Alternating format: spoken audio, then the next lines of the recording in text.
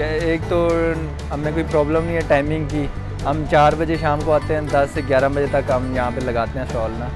ये जॉब में ये होता है कि सुबह जाओ, उनकी सुनो, ये करो वो करो, मतलब कि कुछ भी बंदा अपनी मर्ज़ी से नहीं कर सकता। यहाँ पे अपनी मर्ज़ी से हम सब कुछ कर रहे हैं।